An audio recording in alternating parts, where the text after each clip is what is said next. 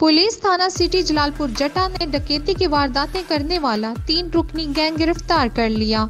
माल मसरूक 55,000 रुपए नकदी, 39,000 मालियत के 4 मोबाइल फोन और वारदातों में इस्तेमाल होने वाला असला 3 पिस्टल 30 बोर बरामद। जलालपुर जटा के इलाका में होने वाली डकैती की वारदातों में मुलव्वस गैंग की गिरफ्तारी के लिए डीपीओ गुजरात उमर सलामत ने एसएचओ थाना सिटी जलालपुर जटा एसआई अदनान अहमद को खसूसी टास्क दे रखा था, जिन्होंने डीएसपी सदर सर्कल हाफिज इम्तियाज अहमद की जेर निगरानी जदीद टेक्नोलॉजी को बरोए कार लाते हुए पेशावराना महारत और बेहतरीन हिकमत अमली से डकैती की वारदातें करने वाला 3 रुकनी सामा गैंग ट्रेस करके गिरफ्तार कर लिया। गिरफ्तार मुलजमान में जुनैद इकबाल उर्फ उसामा वल्द खालिद परवेज, मोहम्मद असद वल्द असलम सकनाए ननदपुर, तमीर वल्द यूनस सकना जलालपुर जटा शामिल हैं। 55,000 रुपए नकदी, 39,000 रुपए मालियत के 4 अदद मोबाइल फोन और वारदातों में इस्तेमाल होने वाला असला